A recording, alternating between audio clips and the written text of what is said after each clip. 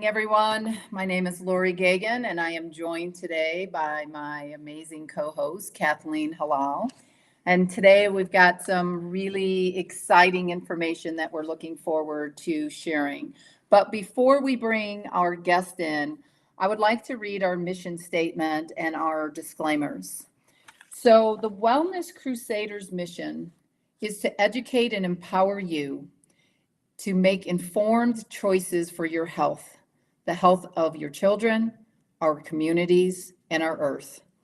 We are committed to fostering a world where the balance between human health and environmental stewardship is respected and nurtured. We hope you will join us on this holistic and transformative journey as we work together to create a healthier, more harmonious world for all. And just a few disclaimers that the listener understands that the role of the health coach is not to prescribe or assess micro and macronutrient levels, to provide healthcare, medical, or nutrition therapy services, or to diagnose, treat, or cure any disease, condition, or other physical or mental ailments of the human body. Rather, the coach is a mentor and a guide who has been trained in holistic health and soil health to help clients, gardeners, and farmers have a positive, sustainable lifestyle and help with the changes. The listener also understands that we are not acting in the capacity of a doctor, a licensed dietitian, psychologist, or any other licensed or registered professionals, and that any advice given by us on our podcast is not meant to take the place of advice of these professionals. The listener is under care of a healthcare professional or currently uses prescription medications. The client should discuss any dietary changes or potential dietary supplement use with his or her doctor and should never discontinue any prescription medications without first consulting their doctor. The listener understands that the information mentioned in all of our talks should not be seen as medical or nursing advice and is not meant, again, to take the place of seeing licensed healthcare professionals. But a little bit about our guest this evening. His name is Howard Vliger. Howard is a third-generation family farmer who has been a student of the soil, studying why and how the soil works as it does since 1989. Howard lives on a family farm where he was born and raised in northwest Iowa. He assists his son with some of the duties of their diverse family farm. Their farm direct markets beef, chicken, eggs, lamb, pork, turkey, and dairy products. Since 1992, Howard has been a crop and livestock nutrition advisor. He has founded 3 companies to help family farmers reduce their dependency on chemical-based farming and transition them to biological, regenerative, and/or organic crop production methods. He has been privileged to work with crop and livestock operations all over US and Canada. Howard also works with scientists and researchers worldwide, investigating problems caused by GMOs and the chemicals used in growing them, working to develop effective solutions based on the latest science and yet working with nature to solve the real-life problems farmers are experiencing because of the GMO crops and glyphosate-based herbicides. He is the primary coordinator and co-author of a first of its kind in the world scientific study, The Feeding of Non-GMO Corn and Soy and GMO Corn and Soy to Pigs for Their Lifetime as Meat Animals. He is an internationally recognized educator and a speaker on the topic of GMOs and soil health. He serves on the advisory board for GMO Toxin Free USA and GMO Science. He believes it is an amazing opportunity to be a caretaker of the soil. The good Lord gave us an amazing creation to be caretakers of. It is a true privilege and a responsibility to continue the never ending learning experience of working with the biological elemental components of soil to produce a clean, nutrient dense food for all deserving families to eat.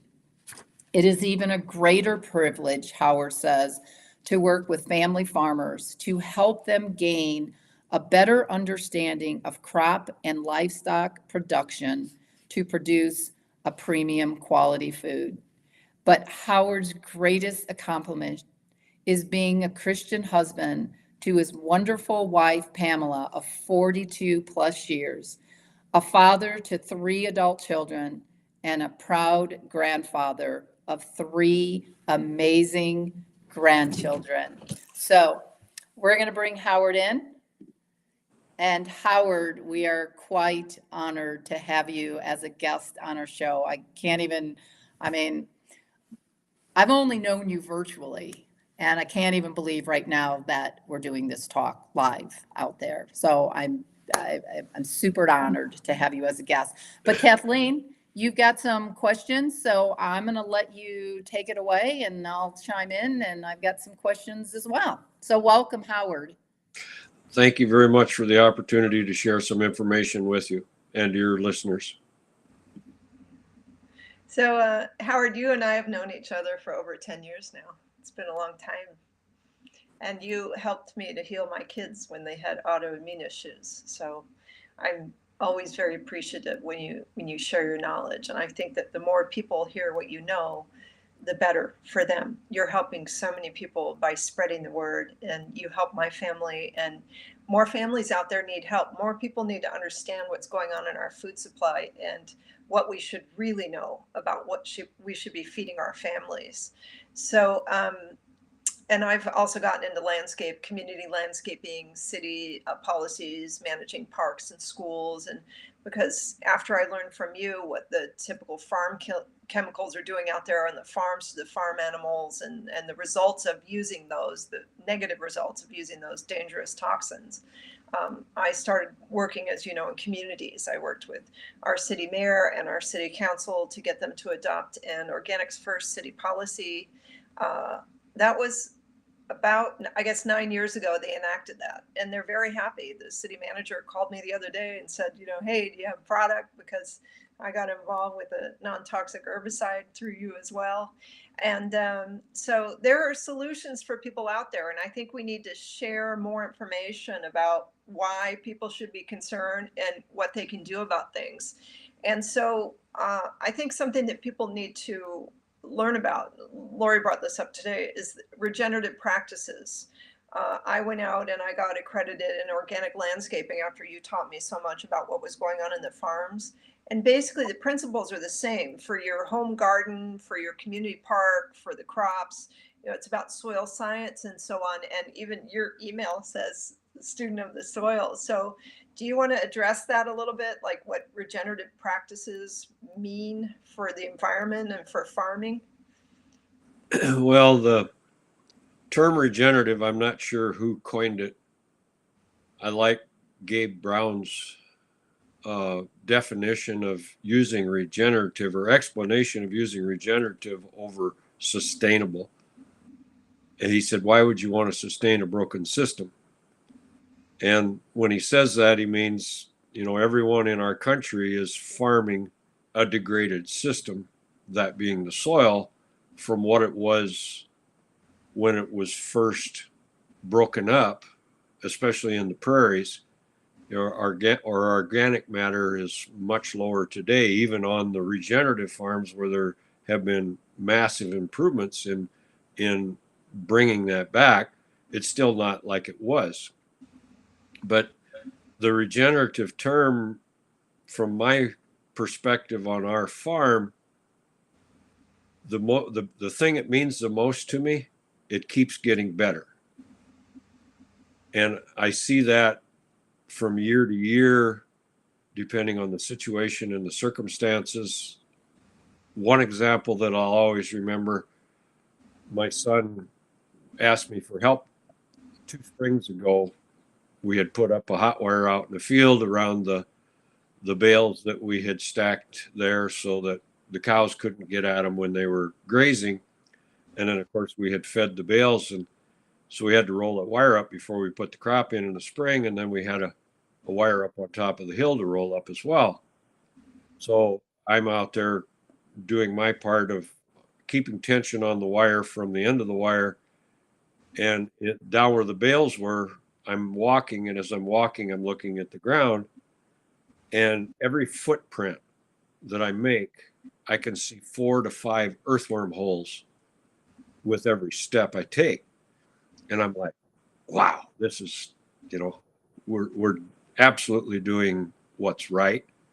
Yeah. And then we went up on top of the hill. He always puts a fence around our wildlife refuge. We have a 3.5-acre wildlife refuge in the middle of the section that I planted in 1993. And it's predominantly trees. And I'm holding the end of the wire with my pliers, and he's a 1/4 mile away with the tractor running the PTO to roll the wire up. And I'm walking with the wire in my hand. And as I walk, I'm pulling the steel fence posts out. And he puts them in way deeper than they need to be, but that's fine. But as I'm walking with the wire in my right hand held by the pliers, I can reach over and move that T-post 4 directions and pull it out of the ground with one hand. And it's, 10 inches in the ground. So the soil is that mellow. And every single post I pulled out, there's earthworms hanging on the bottom of the moist soil on the post. And it's just, that you don't find that in conventionally farmed fields. Can you explain the difference between the word conventionally? People might need to understand like what the difference is, because the earthworms, like, why are the earthworms such a great sign? Well, that's one of the easiest signs to recognize positive soil health is the presence of the earthworms. And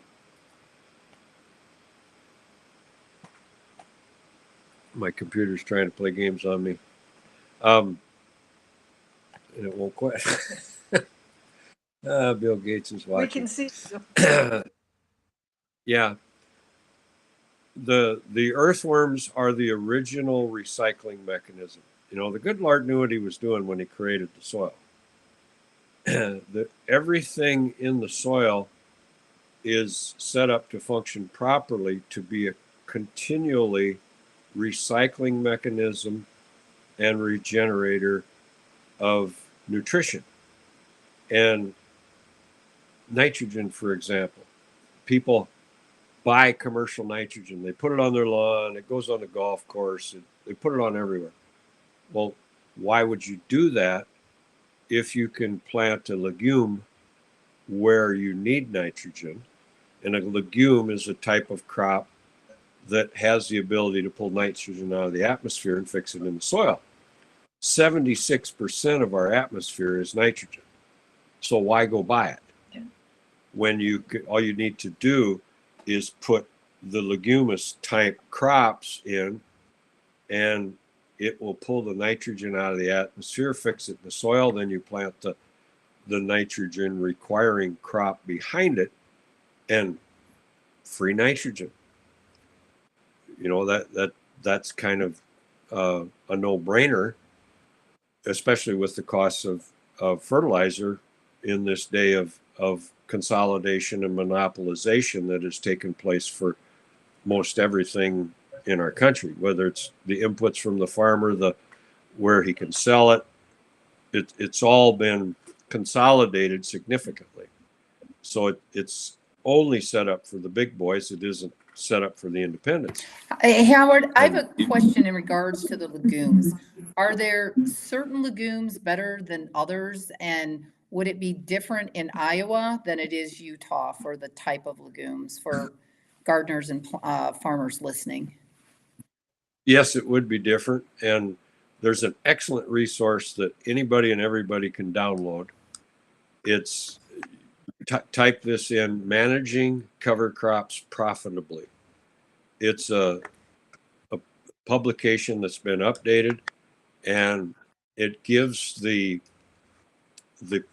functions, or the benefits, I should say, and the side effects, if there's any, of all of the different species of cover crops.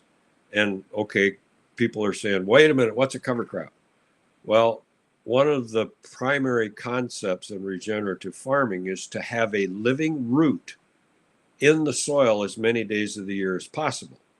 So you always want something growing there, rather than in typical commodity production. They come in the spring, they till the soil, which is damaging to the soil. They plant the crop, put lots of synthetic products on it, and those are all detrimental to the biological diversity of the soil. The regenerative approach, you work with the soil. Everything we do in our farm is, does this hurt the soil? You want as minimal disturbances as possible. Doing away with synthetic products to the fullest degree possible, and this is a step-by-step process as far as what you need to do.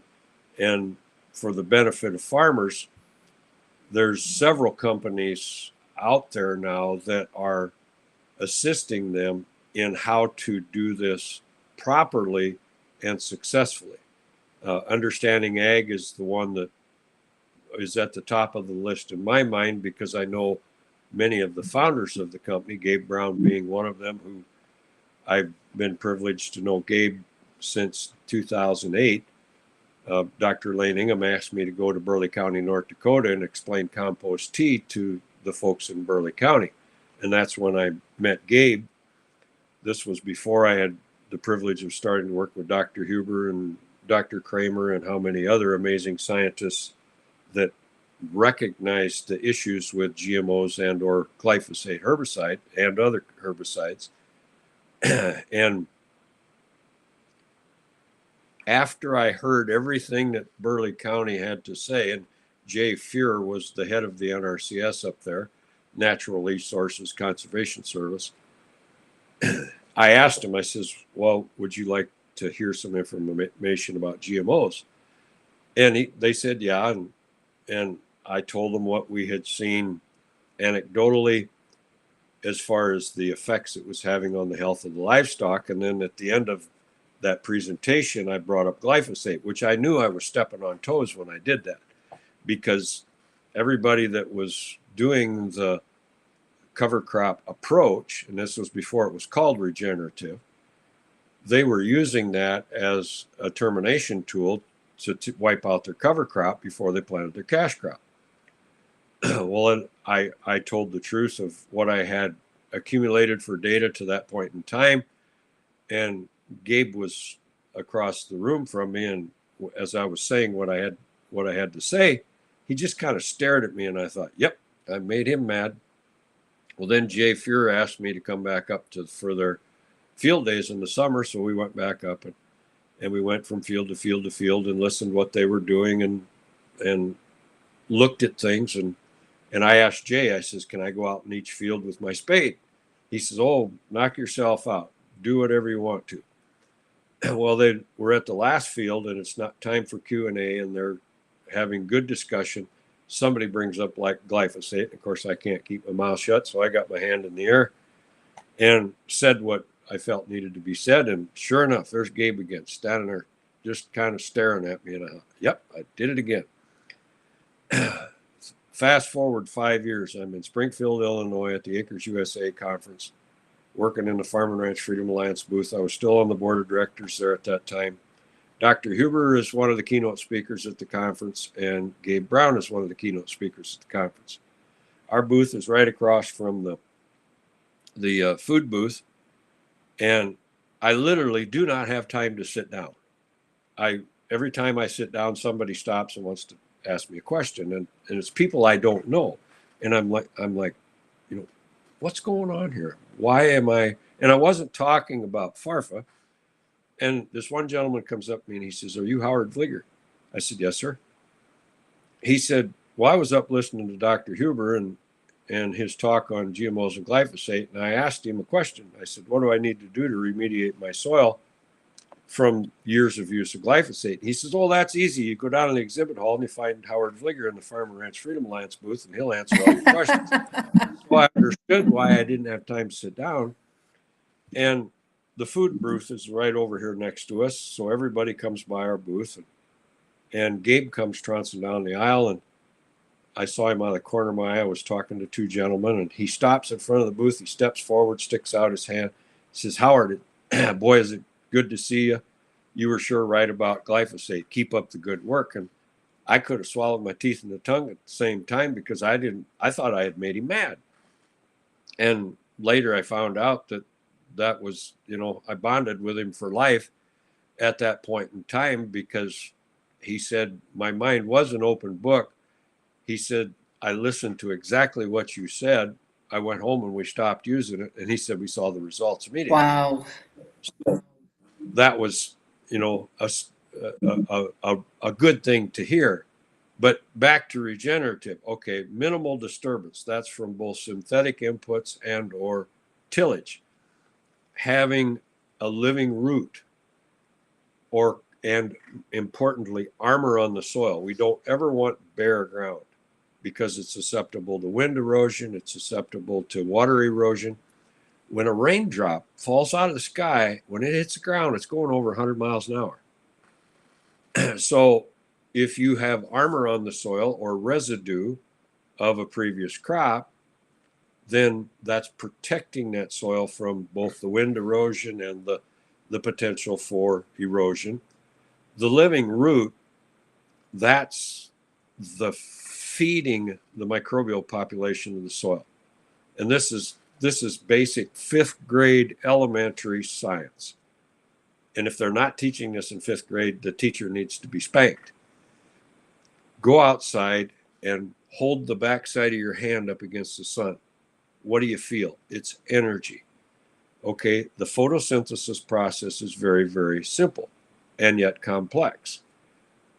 That leaf of that plant takes in that energy from the sun, grabs onto the carbon from the carbon dioxide in the atmosphere. That forms a liquid, simple sugar in that plant with that photosynthesis process. That sugar feeds that plant, and then that plant pushes or exudes that sugar, the excesses of what it's producing, into the soil through its root system. The microorganisms are in the root zone or the rhizosphere. They get this liquid carbon. Dr. Ingham would refer to it as cake and cookies. Well, what happens when you give kids cake and cookies? They go hyper. So the microbial population grows and grows and is stimulated. So the more living roots you have there and the more photosynthesis and transfer of that liquid carbon into the soil, the better off you are. So what's it doing? It's pulling carbon out of the atmosphere. And anybody that says that carbon dioxide is all bad, I'm not going to say what I was thinking.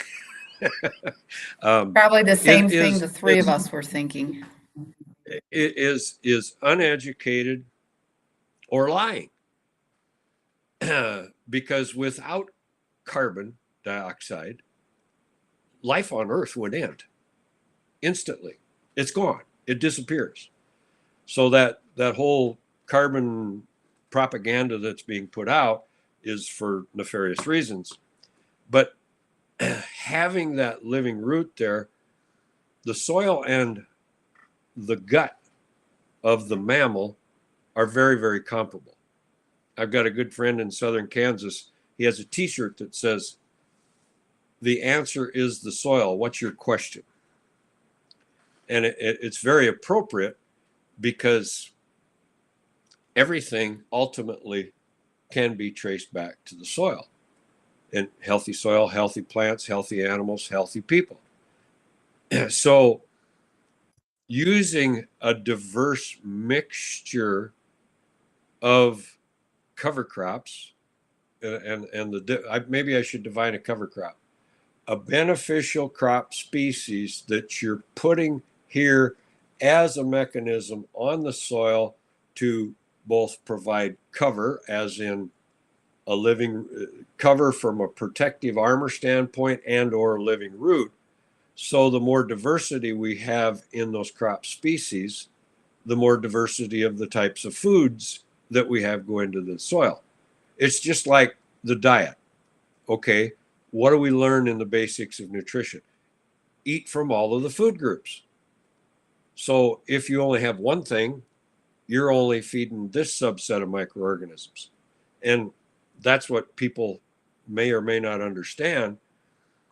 None of the nutrition is efficiently transferred to the plant or the mammal through direct mechanisms.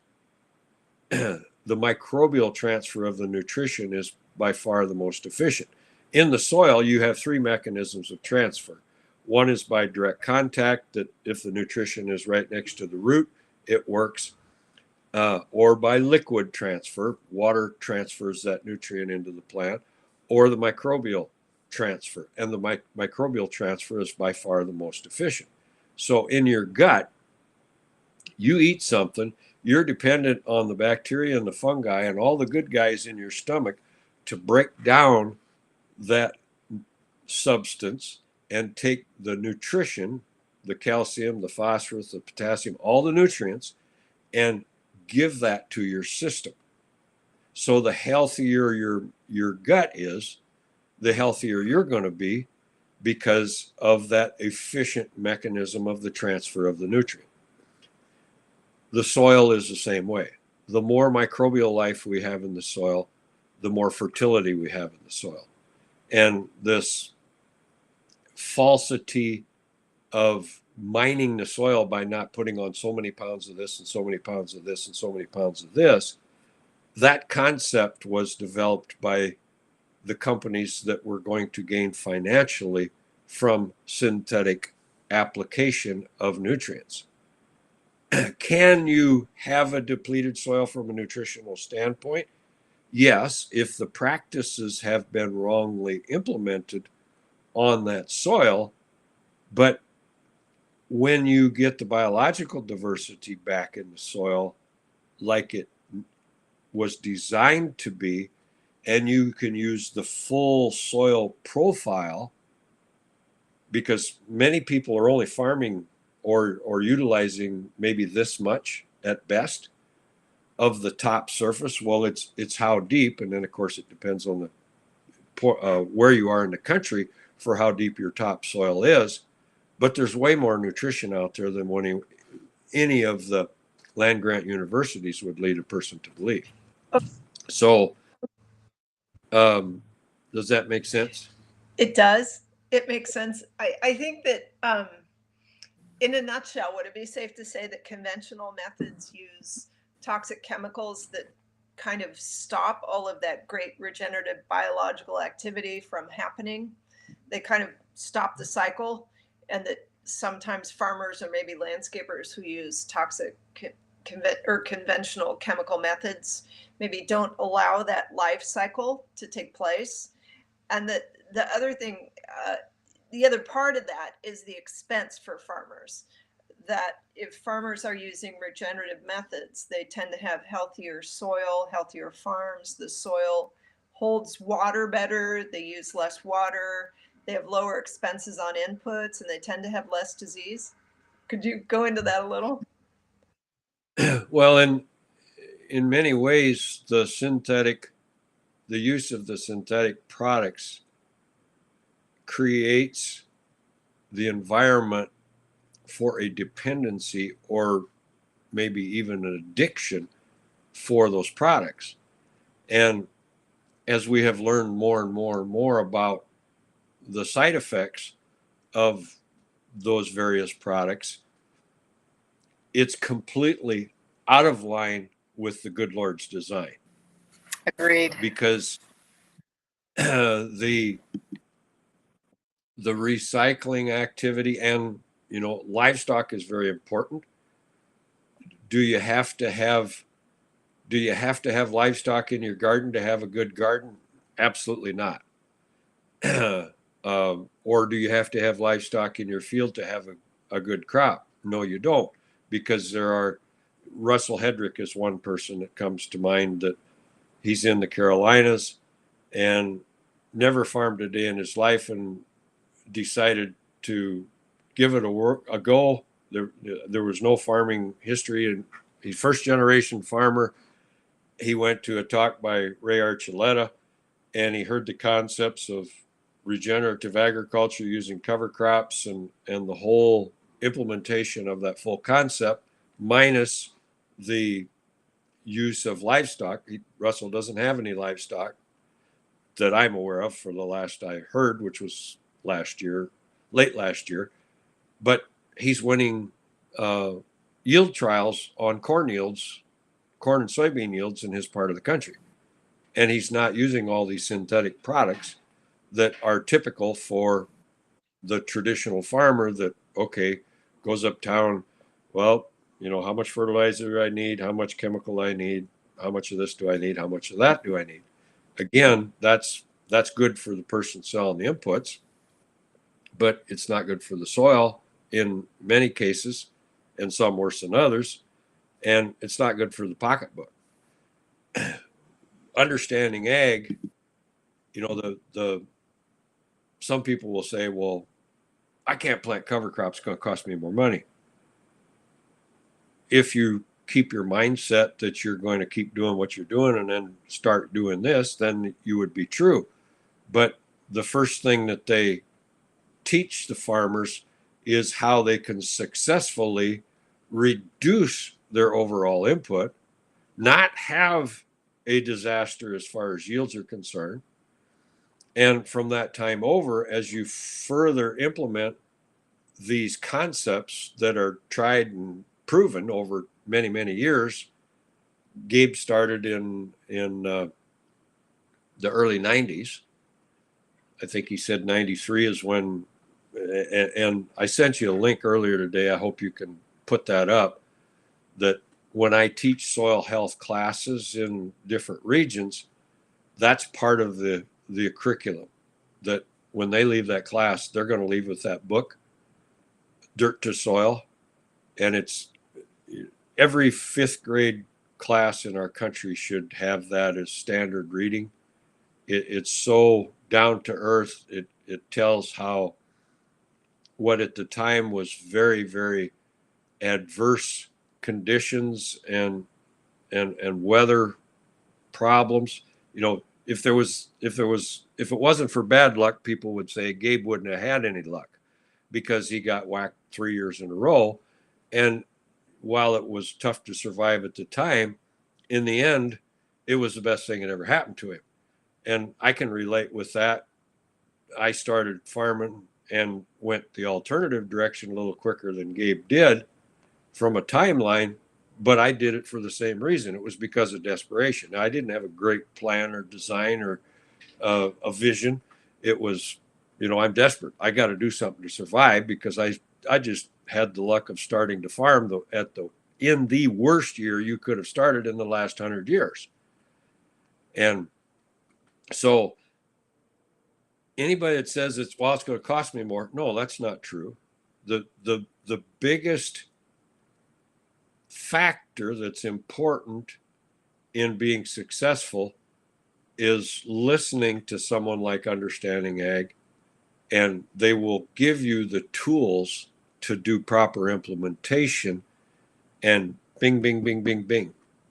Do we do soil testing? Yeah, they do soil testing. They do a lot of things that make perfect sense, and then help the farmer understand how to properly interpret the results of what they're seeing. The only thing that it will require more effort maybe for the farmer is he's going to have to use that space between his ears a little more than he might be used to. Because if he's going uptown and listening to the guy that's selling this and selling that and selling the other thing, well, and we'll come out and we'll scout your fields and we'll tell you everything you need to do. Yeah. Who's paying for that? So I will say that your recommendation of Gabe Brown's book, From Dirt to Soil, is such an outstanding recommendation, not just for farmers, also for consumers. Like, everybody should read it so they understand the principles. And it also gives you an inside view to how hard it is to farm and how much you guys put on the line every single year. When you plant crops or raise animals, it's all risk. It's all risk. In my mind, it's probably the hardest profession out there, farming. And I think everyone should read that book in order to understand what it takes. And then there's a movie as well that about, called Common Ground. Well, there are two movies. It's part of a trilogy. The first movie is called Kiss the Ground, and that's streaming now on Netflix, so you could see that movie. And that movie actually features Gabe Brown, and he goes into those struggles, and then everything you're talking about in terms of regenerative practices. And the second movie is called Common Ground, which is kind of going around to smaller theaters now, and you can go to the website commongroundmovie.com, I think, and you can see what that schedule looks like. And that movie will eventually also be streaming on a major network, so people can learn about these things you're talking about and what it's like to live through these struggles. And I, for one, am so grateful for farmers like you, Howard, who are figuring out better ways to farm. It's just a win-win-win. You spend less money on the inputs, you have healthier soil, healthier animals, people who consume your food are healthier, and the food is delicious. Can you talk a little bit about the nutrient density and what happens? And you know what? Can I just add to what Kathleen just said when you're going through your explanation? Do you think that the lack of nutrient dense foods, I know I've done workshops with Dr. Huber, and we always talk about depleted tryptophan.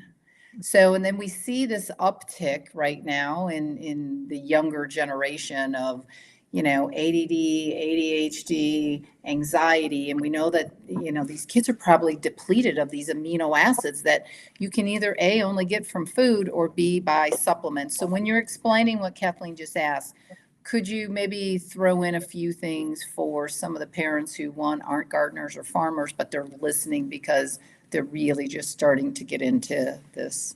Maybe talk about the pigs. Yes.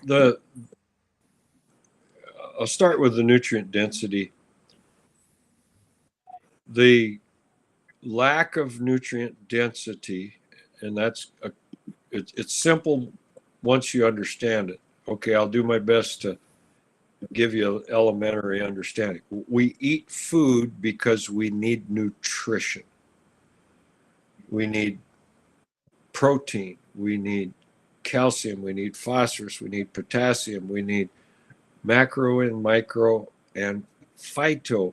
Phyto is something that people know very little about, and I'll circle back to that a little later.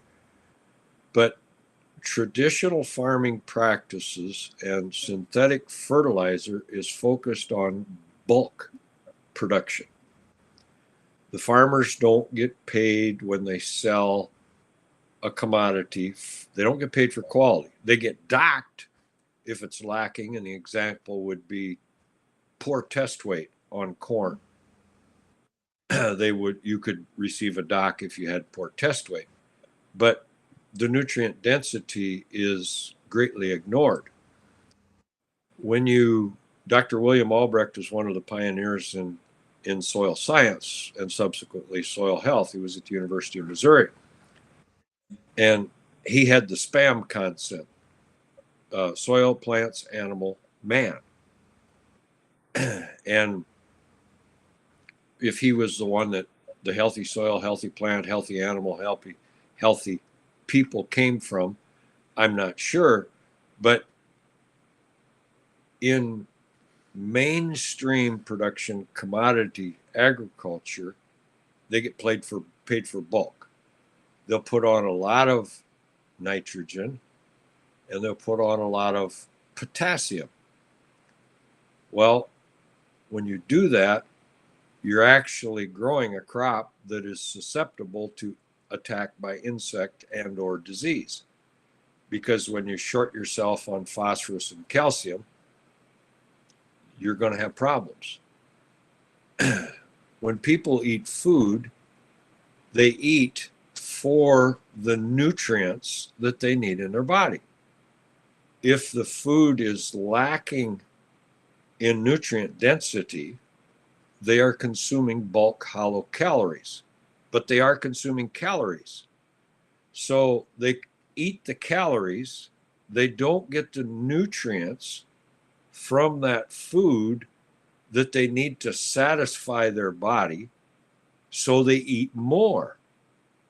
Well, those bulk hollow calories are a significant contributor to the obesity levels in our country.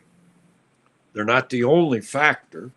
There's many other things that come into play, but that's very, very critical. The reason it's so critical, if you don't have the nutrient density that your body requires, your immune system is going to be weakened. And if you have a compromised immune system and you're not getting nutrient density in your food, if there's a contaminant can be chlorinated water, fluorinated water, some sort of pesticide residue in the water, some sort of pesticide residue in the food. Whenever that toxin enters your digestive system, 70 to 80% of the cells of your immune system are in your gut. That's your first line of defense. Well, if that's not healthy, then that toxin is more likely to cause a problem to adversely affect your health. So without that maximum nutrient density, you cannot have, the good Lord gave us that defense mechanism of the immune system to deal with something that come along that might not be good for us. Of course, just didn't happen before the fruit come off the tree, but that's a whole nother story. And the lack of nutrient density is the single biggest problem to poor health and disease in our country. Agreed. And the when you take a bite of a piece of fruit and it tastes really good and it's juicy, you don't have to tell yourself that that's got nutrient density. Your taste buds can tell you that. I think back to the first natural meat we sold. We were selling natural meat before there was such a thing as natural meat. A gentleman who worked at the local fertilizer dealer, he and his wife were experiencing a few health issues, and he come down one day and he says, I think I want to try some of your hamburger. I said, we don't have hamburger, but we have lean ground beef. Well, what's the difference? I says, the hamburgers are stuff you get uptown. Well, I'd like to try some. What's it cost? So I told him. Oh, he went on and on and on about the price. And I said, hey, nobody's got a gun to your head. You don't have to buy it. A little while later, he comes back. He buys twice as much as he did the first time. And of course, he complained about the price being a good Hollander, and I can pick on the Hollanders because I'm half Dutch. And not long, he comes back and he wants twice as much as what he got the second time. And I said, what's going on here? He says, I got to kind of fess up. I says, why? He said, well, Marlene, that's his wife's name. She told me 3 times we're out of Howard's ground beef. And I wasn't paying attention. So I come home for supper last night, stepped in the kitchen from the garage. And the first thing I said, what's that smell? She turned around and gave me one of those looks. And he said, I knew I was in trouble. She said, I told you 3 times that we were out of Howard's ground beef and you didn't get any more. So I stopped at the grocery store. I'm making hamburgers and you're going to eat them. I love it. Then he says, well, I got to tell you the truth. He says, I can't hardly put enough ketchup on it to get it down. And he said, I only need one of your burgers. I ate two of the stuff from the store and I'm still not satisfied. And I usually have a little bit of an off stomach after I eat it. And I looked at him and I said, sounds like it's pretty high priced meat to me. and I just couldn't let that go by. But we've had comments from, people that can't eat eggs because they're allergic to eggs. Well, they can eat the eggs that we raise on our farm. So are they allergic to eggs or dairy? The dairy is the big one. How many people are allergic to dairy or supposedly allergic to dairy? Are they allergic to the eggs and the dairy or how it's being produced and how it's being processed after it's produced? So if you don't feed the animal right, don't expect to get the good stuff. That's right. And there's a big difference in the flavor too. That's the truth. I can attest. You don't have to tell anybody that because and best thing they can do is run out. Be on it for 3 weeks and then run out. Oh, wait a minute, we can't do this. Yeah, there was a. But it's just, I get very complimentary remarks from people, and I said, there's nothing special about our meat. It's just the way meat's supposed to taste. And it's regrettable that so few people truly understand what meat is really supposed to taste like. Yeah. Howard, sorry. Oh, it's okay, Lori. Oh, Howard, you grew up in that farm, your third family. So did you always eat this type of meat and eggs and dairy and chicken and? To a great extent. My folks moved on this place in 1959. They bought it a year or 2 years later. I can't remember which it was. They bought the farm from Bill and Margaret McDonald. So I literally live on old McDonald's farm. And my dad used some pesticides, but he did a lot of tillage for managing weed control. And, when I learned that aspect of working with the soil, that was a change that we had to make, but it was very, very positive, and I fully understand it today. But what we have in what we produce now is better tasting than what we had when I was a kid, but there was nothing as bad then as it is today because of the commoditization of the production practices. Commodity production is focused to be the least cost producer. They're going to do everything they can to put the pounds on and get it to market as cheap as they can. Our focus on our farm is soil health first.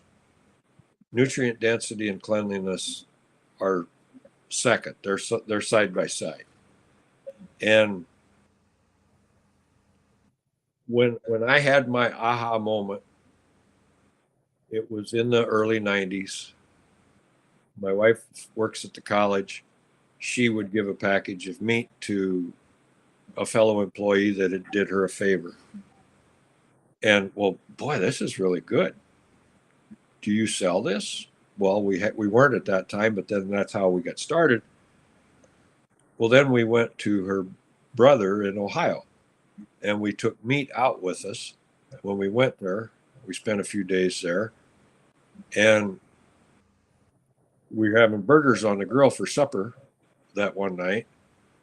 And I took a bite of the burger, and I'm like, Ugh.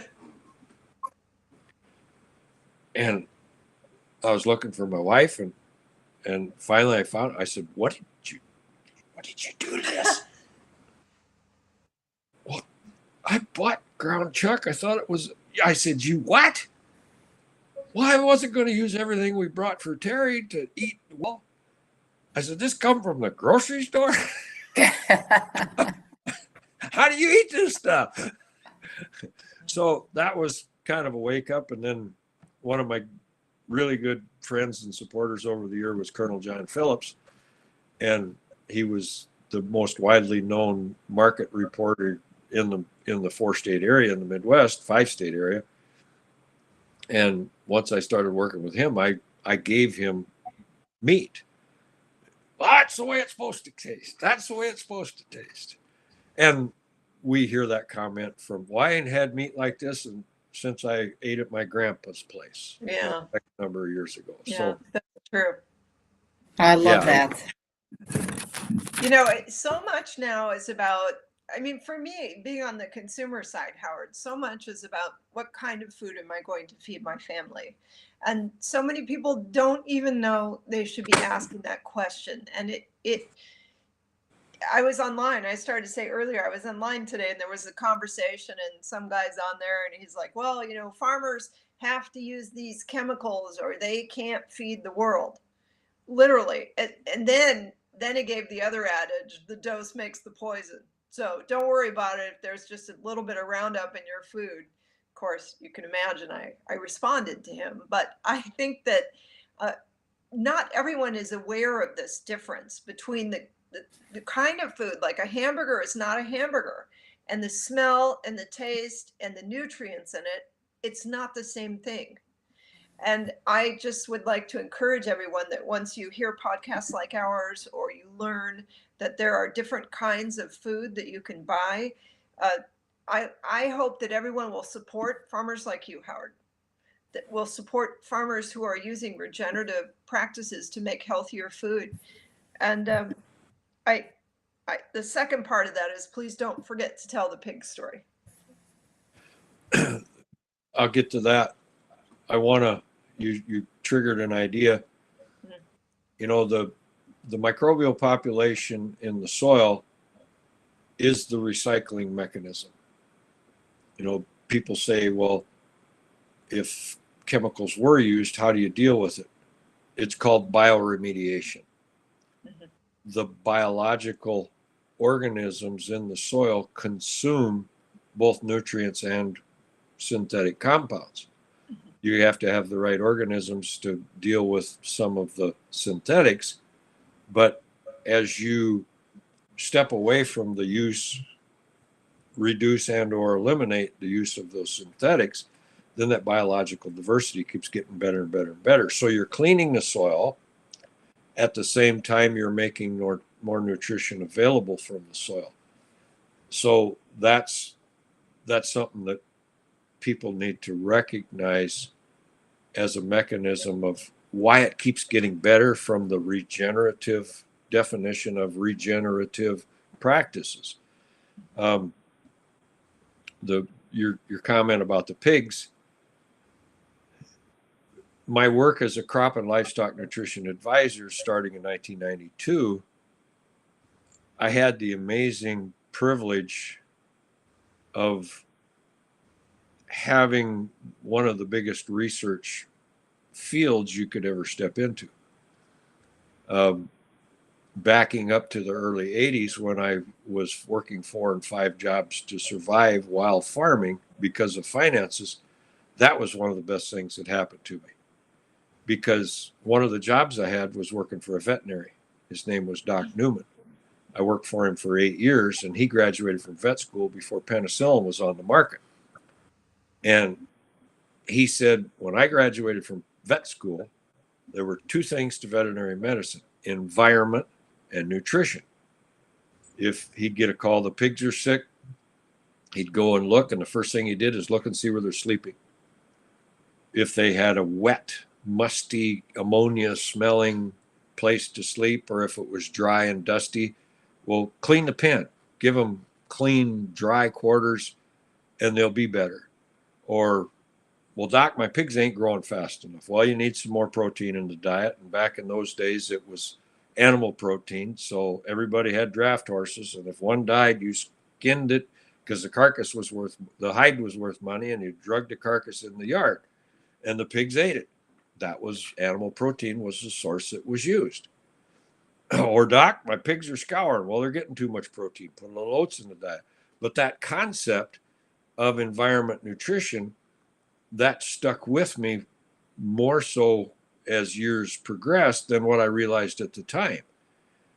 Environment nutrition, biological, and elemental. Put all four of those together to achieve true health, whether it's in the soil, whether it's for the plants, whether it's for the animals, whether it's for the people. When our first daughter was born, my wife took her in for her first checkup. And Dr. Willikus was our doctor. He was from Holland. He had a good Dutch accent. And he said, "You spend your money on good food or you're going to give it to me." And he was right. You know, the people that buy groceries for what's on sale, I just, okay, I get it, but I don't get it.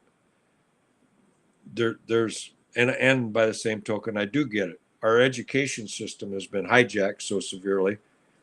Doc Newman's a prime example. Environment nutrition was what he was taught in vet school. Well, Doc Newman was 95 when he died last year, and he was still sharp as a tack.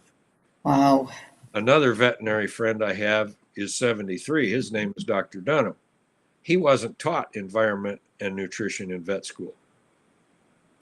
He was taught vaccines and drugs, drugs and vaccines, vaccines and drugs, drugs and vaccines. Oh my goodness. Well, the same forces that hijacked the education system in the land grant universities, focusing on synthetic inputs for crop production, and subsequently, synthetic needs now for animal production. It went all the way up the chain. Well, the synthetics, they also kicked out of the medical school the same time that they hijacked the land grant university system. They hijacked the medical school training, veterinary and human doctors. They were they taught nutrition? Ask a grad school medical graduate today, well, what's your education?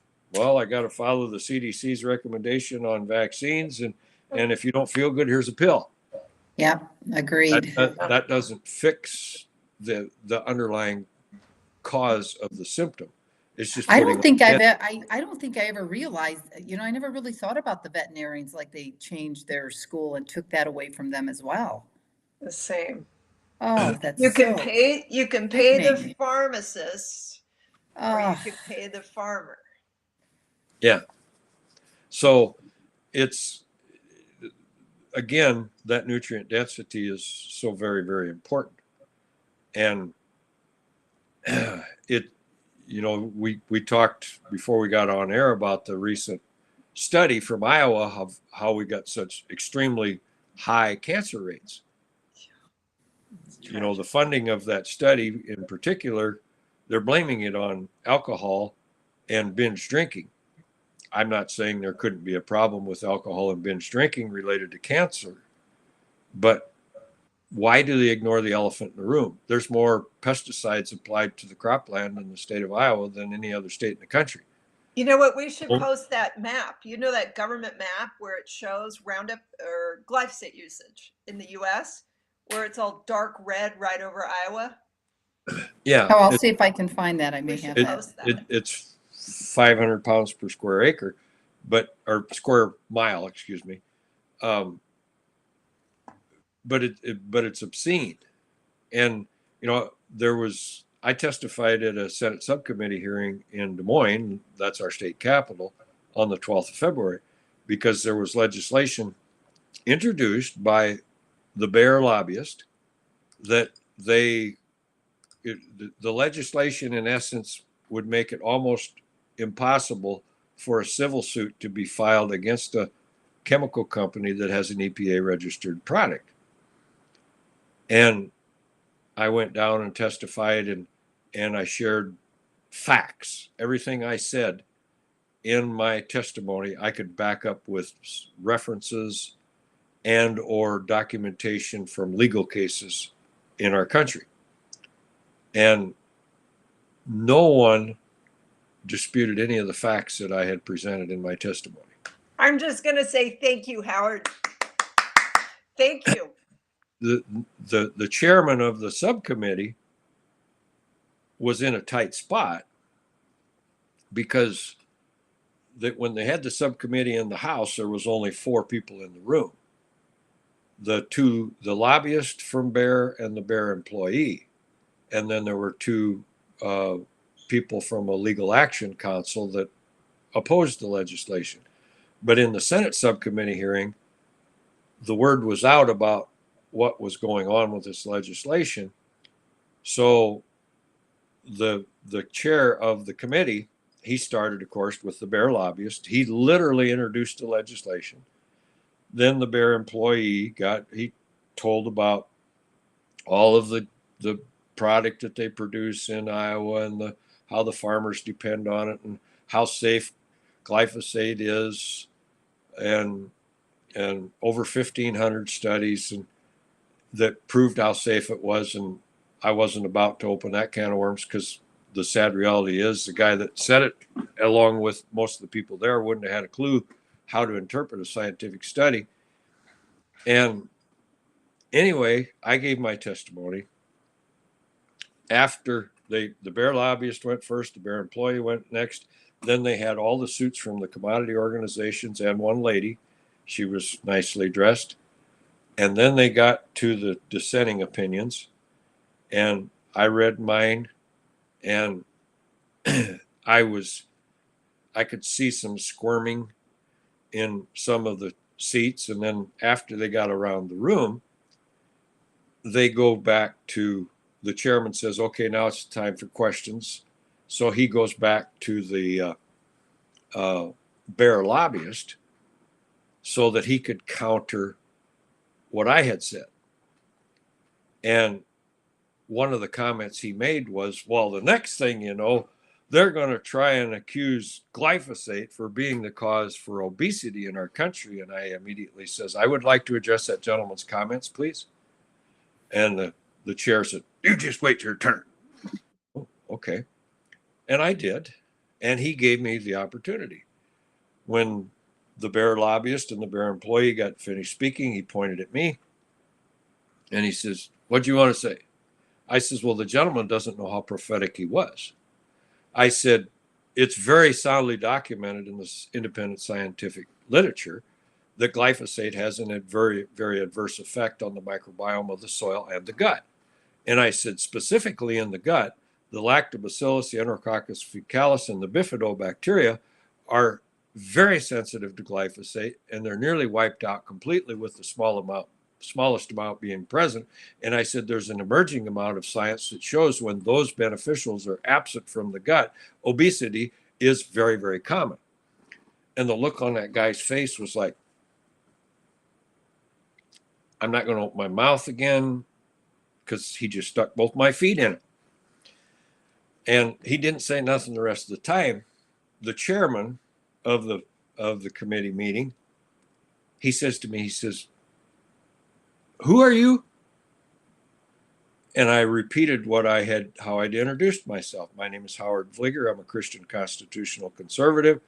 I'm a regenerative farmer and food producer, and I'm the primary coordinator of a scientific study that was published in 2013 that documented the ill effects of GMO corn and soy to pigs for their lifetime as a meat animal. And he says, what's your degree? I says, I'm working on that yet. Well, what's your education? What's your degree? I says, I'm still working on it. And of course, that is the typical put down. I wanted to say, when he said, what's your degree? Dr. Huber told me, he says, well, you don't have to be a rotten egg to identify one, but I didn't say that. I sent that gentleman an email when I got home that night, and I sent him the scientific study that I coordinated, along with the plain English translation. I says, you may want this if you're not accustomed to reading science. Then I sent him the white paper that I had written on glyphosate that's been published in 3, 4, 5 different locations. And I sent him Dr. Nancy Swanson's paper on the correlation between the subsequent increased use of GMOs, glyphosate, and the subsequent deterioration of health in our country, which that was published back in 2014, and all it's done is getting worse since then. So Kathleen's question about the pigs, the pig study that we did was a follow-up to what I was calling circumstantial coincidental evidence that when GMOs were in the feed supply, there were digestive and reproductive issues. When you took it away, the problem went away. And I shared that with Dr. Lane Ingham in 2003 when I took her classes the first time. And she says, no, Howard, the proper term for that is anecdotal. Now do a study. Well, as time progressed and I was able to connect with the right scientists, Dr. Judy Carmen from Australia was the lead scientist on that study. And we took pigs right off their mama when they were weaned. We split them into two groups. They were evenly divided for weight and sex. And then we drew a number out of the hat as far as who gets to be fed what diet. It was a double-blind study. The only person that knew who was fed what was the people that filled the feeder. And Dr. Arpad Pustai is one of the many amazing mentors I've been blessed to work with over the years. I started working with him in 2003. And I sent him the protocol for the study after we had finished it. He said, you need to weigh these pigs every week. And I said, well, we're going to weigh them in the nursery. We'll weigh them out of the nursery and we'll weigh them when we're done. He said, no, you need to weigh these pigs every week. Otherwise, you won't know if they quit growing. I said, well, we can see that. He said, no, you will weigh these pigs every week. And I said, that's going to take a lot of work. He says, I don't care. So we did it. When they were little, we picked them up. We put them on the scale. We wrote down their number, wrote down their weight every week. When they got too big to pick up, we made a simple maze and they went through the little maze and they got on the scale. We wrote down their number. They wrote down their weight. Well, the people that weighed the pigs didn't know who was fed what. It was pen 1, 2, 3, and 4. Pen 1 and 2 would go through the simple maze very easily. And it was kind of like playtime. We get out of our normal surroundings and we run around and we kick up our heels and we get on this little jiggly thing and then they let us go and we get to run around and kick up our heels until they lock us up again. The pigs in pen 3 and 4 couldn't go through this simple maze. And pigs are very much creatures of habit, but they never did figure it out.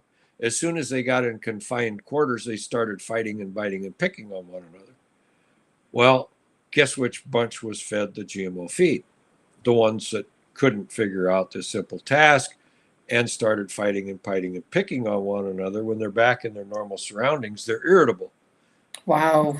The editor of the journal wouldn't allow us to publish that or even mention it because we didn't anticipate it. So we didn't have the protocols established to monitor it properly. But I mean, he wouldn't even let us bring it up, which I thought was a crock. The statistical findings of the study were twofold. There was a 260% increase likelihood of severe inflammation in the stomachs of the pigs that ate the GMO feed. 400% for the males, 220% for the females. The weight of the utera of the GM-fed females was 25% abnormally heavy compared to the average utera weight of the non-GM fed. We didn't have the money to do the histological analysis on the stomachs or the utera, but going into it, we knew there was a digestive problem and we knew there was a reproductive problem based on the anecdotal information that had been accumulated from the farming customers we were privileged to work with throughout the Midwest. When Dr. Carmen figured up the statistics after we had done the necropsies, she was staying at my mom's house and my brother was there and he had just gone upstairs to go to bed for the night.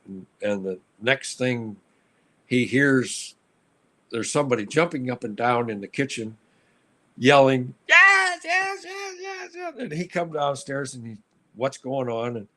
And Judy run up to him and he's a genius. He's a genius. And what are you talking about? Your brother's a bloody genius. Because when she saw the statistics on the stomachs, it was very stark. There was no gray area. It was, yes, 260% increased likelihood of severe inflammation across the board. Wow. And, but going back to the behavior thing, which they wouldn't let us mention, I asked this question. In 1996, before 85% of the processed foods in the grocery store had ingredients from GMO crops, how many people were on mood-altering medications such as SSRIs for ADD, ADHD, and the like, compared to what it is today when 85% of the processed foods in the grocery store do contain ingredients from GMO crops? How many people are on mood-altering medications? And Exactly. we've I seen additional clinical and anecdotal information to show that glyphosate residues in the feed supply for animals will cause equal severe swings in the moods of the animals. So I will. This story is what got me, Howard. When I first heard you speak, it was the pig story, and it was largely the behavioral end. When you said that the pigs that I have, when I put them on the feed that has glyphosate in it, they misbehave, can't get along, bite each other's tails, can't figure things out, won't listen to directions. And I said to myself, whoa, we're changing what's in our pantry, because that's what I live every day with my boys. And sure enough, once we switched, they were a lot easier to raise. So I will say to all those moms out there is something to these behavioral issues. And also, I guess we can post it on the website afterward, the photographs of the stomachs of these pigs, the difference between the ones who were fed feed that had glyphosate in it versus the feed that was clean is night and day. It's sad, really, when you see the intestines and the stomachs of the pigs that were fed the feed with the glyphosate. They are bright red. Right? They're not like the healthier pigs had like a light pink stomach lining, and the unhealthy pigs had like a bright red, stomach lining. It looks as though they suffered, and there was like a kind of pus in it too. It was just night and day, the two pictures. If you could see the study, maybe we could post it. But and to clarify, it was the GMO, not the glyphosate, because at that point in time, glyphosate residue in the feed wasn't on the radar. So we didn't test for glyphosate residue in the feed. It was the GMO and the subsequent foreign protein. That was what Dr. Pustai helped me understand. Dr. Pustai was the first scientist in the world to do a true scientific study on a GMO crop and measure the effect that it had on mammals. He did the BT potato, and BT is Bacillus thuringiensis, which the BT in the gut causes it to explode. Bacillus thuringiensis is a natural occurring soil bacterium that organic farmers could actually spray on their crop to stop a corn borer infestation. The genetically engineered version is similar but vastly different, but it causes the gut to explode in that insect. In the GM food. In the BT. In the BT, yeah, but right. That's what's, yeah. But Dr. Pustai went on to help me understand. He had the original potato and the BT potato, and he fed the BT to a group of rats, and it had no effect. It did not have an adverse effect. The BT wasn't the problem. The problem, as he explained to me, is the process of making this genetically engineered plant. He said, you can have two potatoes that are identical. You pull a gene out of this potato and you insert it into this potato, and it's already there. So you're not putting anything foreign in. It's just that process of the insertion man playing God, that disrupts the genetic balance in that plant. It displaces and disrupts and causes the development of a foreign protein. That foreign protein, when it enters the digestive tract, challenges the immune system, puts it on full alert, and weakens it. Well, And can you talk about like Ib Peterson? Because didn't your friend Ib well, and that's a took follow. it a Yeah, step? I Yeah. can do that also, but that was glyphosate related. You know, there's you wouldn't have the glyphosate residue issues as widespread as we do if we didn't have crops that are genetically engineered to tolerate the application of glyphosate. Yeah. And for people that don't know, the glyphosate is the active ingredient in Roundup and many other generic forms of herbicide that they're non-selective. They're basically designed to kill any green plant they touch, with a few exceptions. But as a whole, it's non-selective. But your reference to the pigs in my friend in Denmark, he switched off of the GMO soybean meal. I spoke at the Acres USA conference in 2008, and I shared the anecdotal information that led us to do the study on the pigs. And I already knew the results of the study, but I couldn't share it because it wasn't published yet. Well, Ib from Denmark got a copy of my presentation, and next thing I know, I'm communicating with a man in Denmark that raises pigs. And he said, well, would it pay me to buy non-GMO soybean meal? And I, without hesitation, said, absolutely. And he says, well, it's going to cost 220 kroner a ton more, which meant absolutely nothing to me because I didn't know the exchange rate on kroner versus dollar. And I said, it's worth it. Are you sure? I says, yeah, and I don't know what a kroner is, but it's worth it. Well, he believed me, so he switched. And his death loss in his sows went away, his scours problems in his sows and his pigs went away, and his productivity increased. But he was still having some issues. Well, that was in the early days of understanding the glyphosate residue as a result of the pre-harvest desiccation use in small grain. Raised oats or wheat or barley or any of those small grains, and then they're in a climate that's a short growing season, gets cool too quick, doesn't get enough heat to fully mature. Oh, well, guess what? You can go out and it's not ready to harvest.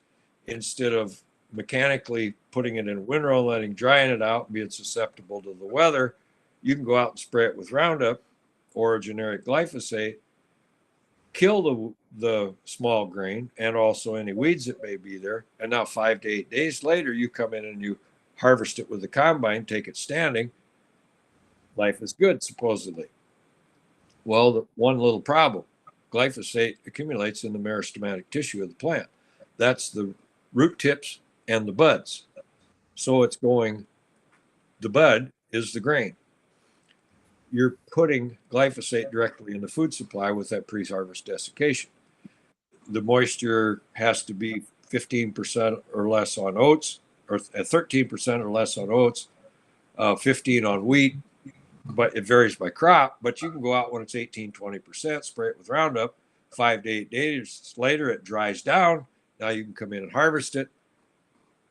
Life is supposedly good, with the exception of the glyphosate residue going into the feed supply and the food supply. Most of our so-called leaky gut and or gluten intolerance issues in our country, 90+% of them are connected to glyphosate. And we have science to verify a very strong hypothesis for that. But back to Ib and his pigs, he was getting pigs that were born with deformities. Well, he was buying soybean meal that was imported, and it was non-GMO now instead of Roundup Ready. And he bought all of his other feed for his hogs locally, and it was small grain that was being pre-harvest desiccated with Roundup. Well, he bought a year's supply at a time so he could test a composite sample of that grain that went into the feed bin, and he had 3 years of data of testing it. He had from 0.25 to 1.33 to 2.27 parts per million of glyphosate documented in either the grain and or the bedding he was using. He was getting these pigs born with birth defects. Some were born alive, many were born dead, some were born alive and died shortly. He put them in the freezer. He says, what do we do? Well, I tried to get a hold of Dr. Carrasco. Then Dr. Monica Kruger came on the scene, and she, in my opinion, woke up the world to the damaging effects of glyphosate residue in the feed supply with the research that she did in Leipzig University. She was on the other side of the wall. So nobody from the corporate world could influence the research she was doing. She got to do the real research and prove the damaging effects of glyphosate. Ib sent all these pigs to her, and she dissected them and examined the heart, the liver, the lung, the muscle, the brain. I think that's all of the body parts. I can send you the study on it. I would love it. And she found an accumulated level of glyphosate in all of these body parts. Wow. Yep. It was 0.25, 1.13, and 2.27 were the levels of ingested, whether it be from feed and or bedding. It was as high as 80 in some of the organs. And of course, we're told by the company that got the EPA registration in the first place that it doesn't bioaccumulate. Wrong. And how many people eat organ meat? They ask me all the time, hey, what do you think about organ meat? I'm like, I'd never eat organ meat. Well, organ Like meat's it's- very, very good for you as long as it comes from an animal that's got. Yeah. Clean But feed. the muscle, Lori, also had it. So it doesn't matter if it was from the organs Right. or from the muscle of the pig. It was present. So Wow. yeah, it's not good. Yeah. Well, that's really worrisome. I mean, all of that, just eating GMOs or eating food that has glyphosate on it comes with risks. But not- it's the amount, Kathleen, too, of the families that really just don't know because they it's just in don't know. everything. It's in everything out It there. is. If you're not eating organic, you're eating it, most likely. And Well, that's regrettably, because of the bastardization of the organic standards by USDA, right. there's more glyphosate residue in organic than there should be. It's vastly better than the mainstream is, but it's still there because of the ubiquitous nature of it in the environment and the fact that USDA approved the use of manure from a CAFO, confined animal feeding operation, which is a commodity production that's feeding Roundup Ready everything to their animals. Well, guess what? The glyphosate and AMPA ends up in the manure. So now USDA, in their infinite wisdom / stupidity, comes out and says, you can put this glyphosate contaminated manure on the certified organic land and everything is hunky dory. Yeah. It's Oh my really gosh. better to know your farmer. So, I have a question. Maybe it's just a comment. Maybe neither one of you know or Howard. So, for people who do eat meat or wheat bread, and someone typically eats organic, but then you're out at a restaurant and they obviously always come with the fattening loaves of bread. I always decline it. But when they're putting that on the table, and let's say somebody's got exposure to it once a week or twice a month, do you think that that's equally, I mean, I know what I believe, but do you feel that that is equally as damaging? And then I have an email question that someone is asking on mRNA technology. We can get your opinion, your comment on that as well. That's a loaded question on the bread, but the safest thing I have found is if you don't know where it's coming from and the waitress can't answer you, which it's not her fault because she's not sourcing it. Always remember that. If you don't know where it's from, don't eat it. That's how I am. I mean, that's easy. Yeah. I don't think sometimes my family likes it, but I'm okay sitting at a restaurant without any water unless they have bottled water. But if I don't know, if they don't have the answers for me, I'm sitting at the table with an empty nothing, no plate in front of me. So what is your comment, your opinion on the mRNA technology now, the vaccines? I know in Utah, which I was very saddened to hear on the labeling here in Utah. I feel it was a battle for the Utahns here, but what are your feelings on that? I mean, I know where I think it's going, but what do you believe where it's going now? I don't know where it's going, but I know what it is. It's completely untested. And anybody that agrees to it is part of the treatment group rather than the control. And when somebody asks me a question like that, I think of the meme that shows the two little mice talking, that one asks the other what he thinks of the mRNA, and the other one responds, I don't know, I'm going to wait until the human trials are over. Yeah, I love that one. It's just like now they're getting hit from both ends because most families will go into restaurants because and Kathleen and I talked about, like, I feel like our socializing there's like limited restaurants we can eat. The whole COVID thing came out. Like, even as couples, there's like, we're so limited in what we can do. But these families now that go out to eat at is their normal restaurant, you know, not going to say Denny's, but maybe a scale up. But now they're getting hit with glyphosate foods. They don't know where the meat's coming from with the mRNA technology. We don't know where it's going. We don't even know what's going to be going on with immune systems 2-3 years from now. And that's a little bit concerning and frightening to me at the same time for families.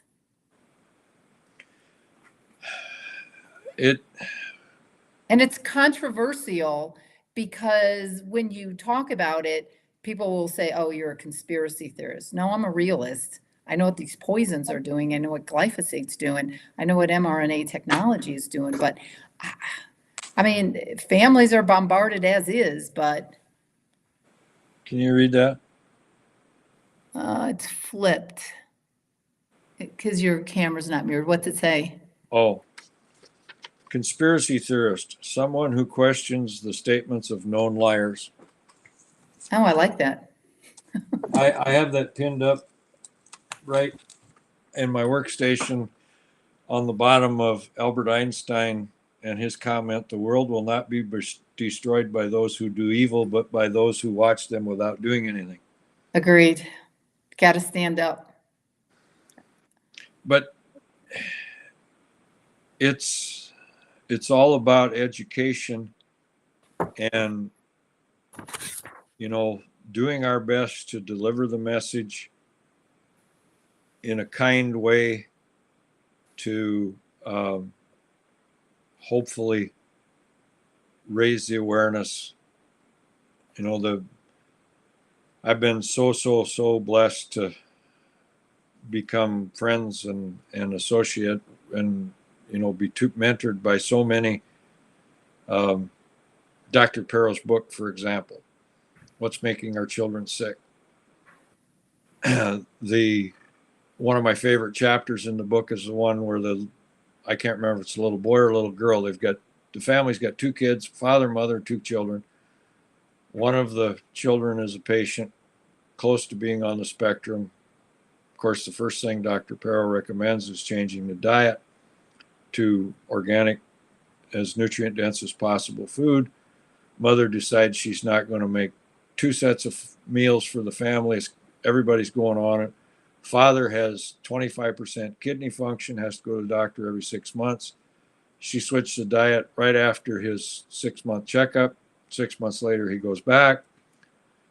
His kidney function now is 75%. The doctor's like, "What did you do? What did you do?" He says, "I didn't do anything different." "Well, you must have. Something's changed."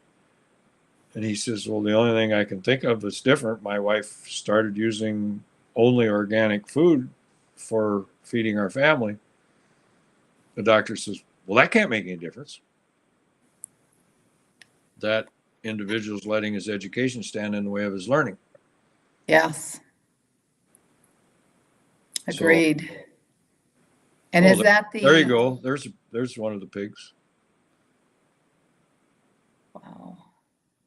Oh, That's the Christmas pig. Those poor That babies. one was born alive on Christmas Day.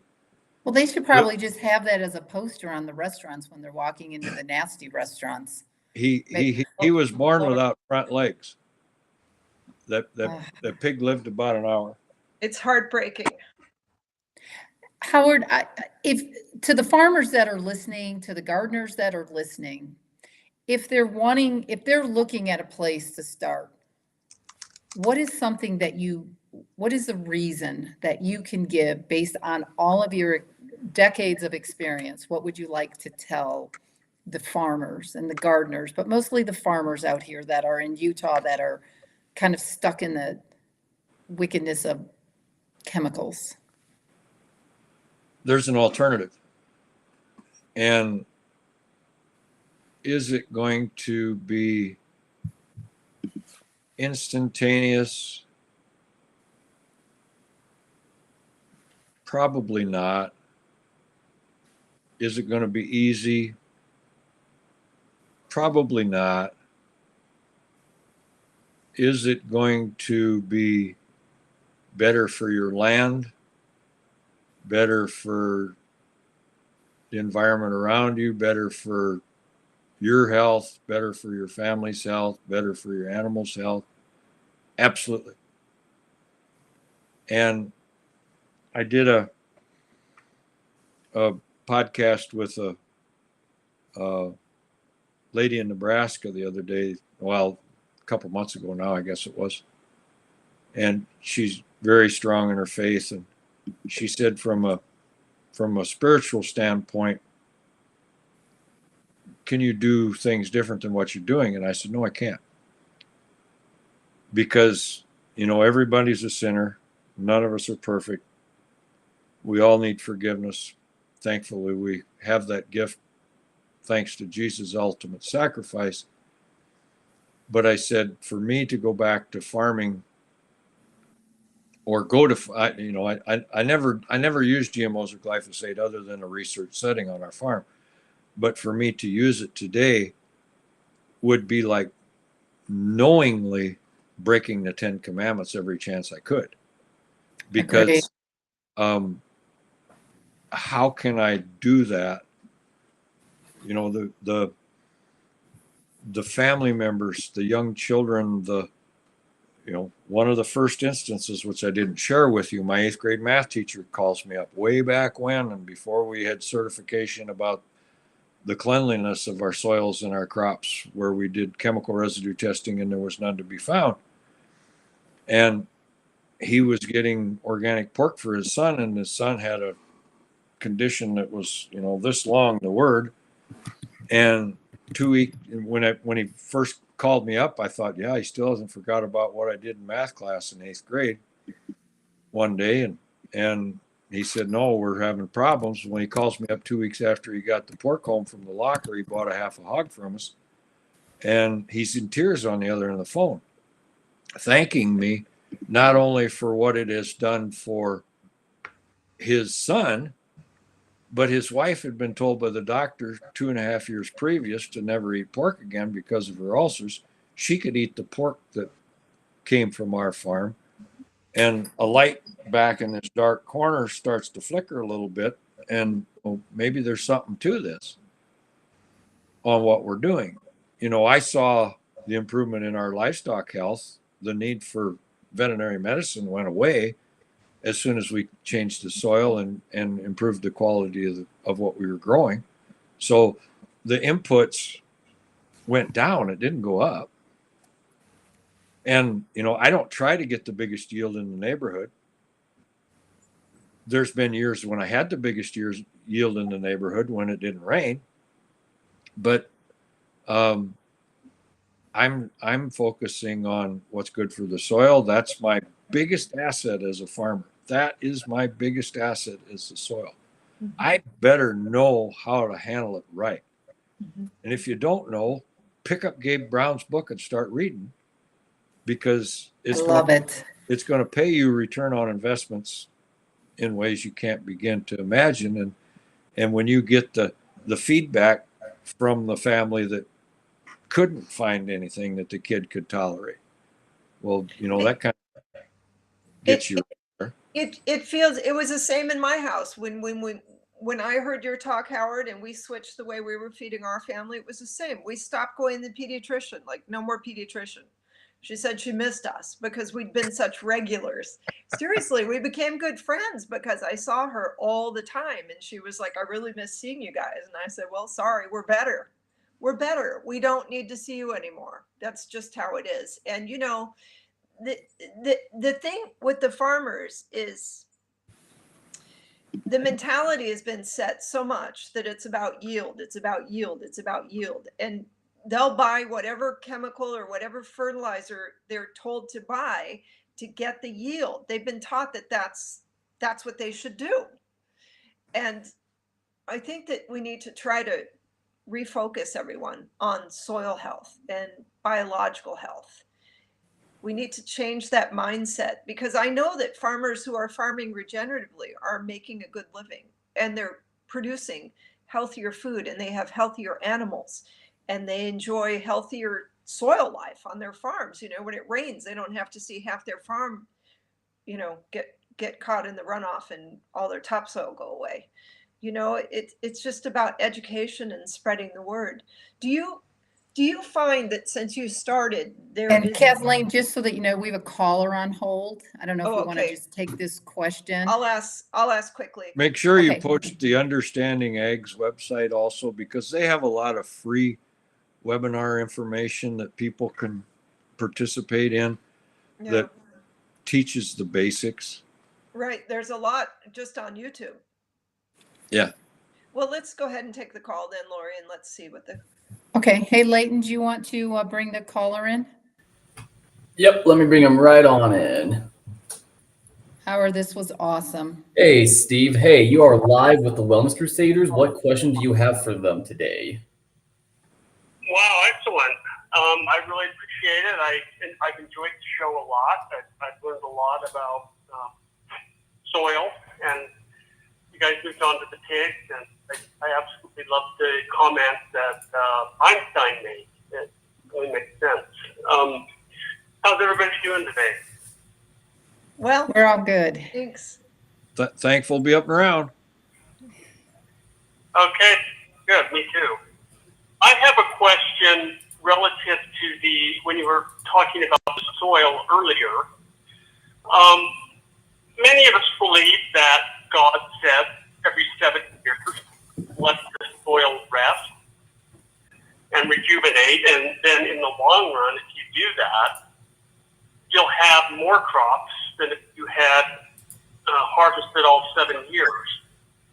How do you find that to be true today? And I'd love to hear your thoughts on it if the soil is given the opportunity to essentially regenerate for that 1 year off. In an environment where tillage is implemented for crop production, which was the case before the regenerative understandings came to be more common, that 1 year out of 7 rest was much more necessary. And with the understanding that we have now of having a plant there to feed the microbiome of the soil. Because if you have nothing growing there, you're not feeding the microorganisms. There's no mechanism there to nurture them. It's like you not eating. It's like you not eating food for a year. So that you might not feel the best if you attempted that. And Right. with the regenerative approach, if you look at the prairies, the way it was, and this example Brown always gives, the bison and the elk and the deer and all of the wildlife, they grazed in the prairie, and the diversity of species. They have done counts in some of this native prairie, and there's over 140 different plant species present. So then that gives you that very broad mixture of the different foods that you're putting into the soil for the nurturing of that microbial population. And then as the elk and the deer and the bison, they would be hunted by the wolves, so they would move them, and the wolves and the other predators would take out the weakest species. But then that kept moving them and moving them. Well, that concept is mimicked in the managed grazing systems that are utilized. And then, of course, when they eat something, they poop, and then that's remineralization of the soil.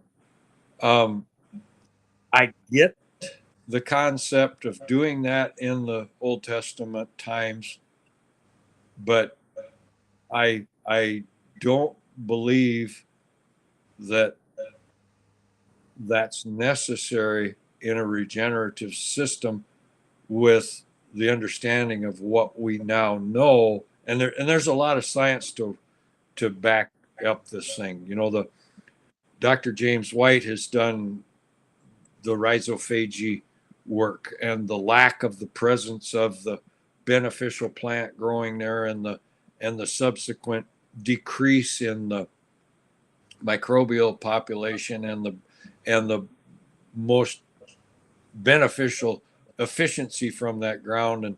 And again, you take the full regenerative approach with the diverse species and the no tillage and integration of livestock, and you look at Dr. Stephen Van Vliet's work, and he's looked at this phytonutrient content down to, he talks about things you've never heard about. When I heard his talk in Texas the first time, however many years ago, I couldn't sit still because he was talking about phytonutrients that were mostly foreign to me. I recognized some of the names, but then he showed how they were integral, and the lack of it showed a diabetes spike. And the lack of this one was connected to another health issue in the population. So the soil is an amazing creation for us to be caretakers of. And I am totally of the mindset that you don't want to leave it sit every 7 years, because if you do, something's going to grow there. You're better off to manage it with beneficial species than to just let come whatever comes, because the soil's going to cover itself with something. If that makes sense. You guys are speaking an absolute foreign language to me anyway, for the most part. But it's very interesting to hear. I've learned a lot. I really appreciate you guys doing this show, and kudos to you guys. So thank you very much for answering my question. Thank you. Thank you for your call, and I want you to know, as a student of the soil, I have absolutely no problem admitting the more I know I don't know. And that makes every day an amazing opportunity to learn more about what the good Lord's given us to be caretakers. Thank you for Well, saying that. just about every way of life. So, okay, well, thank you guys. I'll hang up and let you guys wrap it up.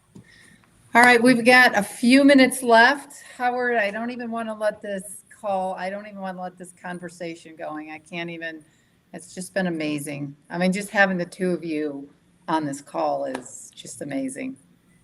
So Kathleen, how do you want to wrap this up? I don't know. I agree with you, Lori. I'm so grateful to Howard for everything that he's taught me and my family and set me on this journey so I could learn about these things. And it's inspirational. Thank you for everything you do all the time for other people, Howard. Yeah, and I would love your paper, Howard. Iowa, or yeah, the paper. I put it up on our chat. So yeah, everyone, please look up the pig study by Howard Vlieger. And Howard, what's the best way they can find that study? GMOJudyCarmen.org is the website. CARMAN, is that right? Yes. And also, how do they find more about, I mean, I know I buy your chicken and your turkey, but how do our listeners get a hold of you? What's your website? How do they buy your meat? We don't have a website. Okay. Which I should have, but it's strictly word of mouth. Okay. What's your and right now we're in a growth spurt and we're challenged to keep up. We're gaining on supply again, but it's for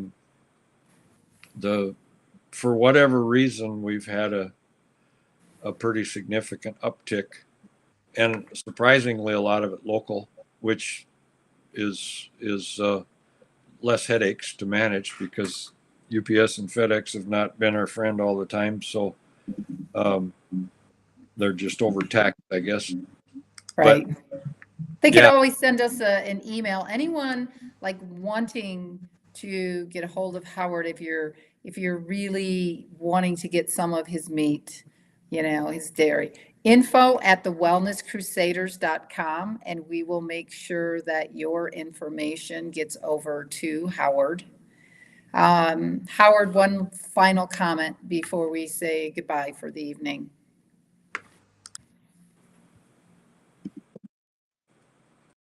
Every challenge is an opportunity. And I recognize the fact that when the good Lord challenges us, it's a growing opportunity and experience. And I'll also quickly admit that there's days that, okay, I realize it's a character building experience. Just how much of a character do you really think I need to be? But follow his lead. He won't lead you astray. It's, it's a privilege to share information with others. For me, I have to pay it forward because I have been so richly blessed by all the mentors that I work with. I cannot not do it. So, and I love it. Whether it's one at a time or a group, whatever the case may be, it's, we're all missionaries to a degree. So. I love it. And one final word for families listening. Why should they eat the food that is not poisoned? How would you like to leave that? They don't know how the good life can get, because if the brain fog, the bloating, the indigestion, the discomfort, the sore joints,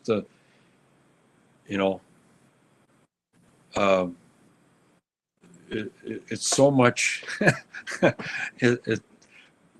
One of my mentors, his name is Verlin, he taught me many years ago, the more you get your system cleaned out, the more sensitive you're going to be. And I took that as susceptible for a while.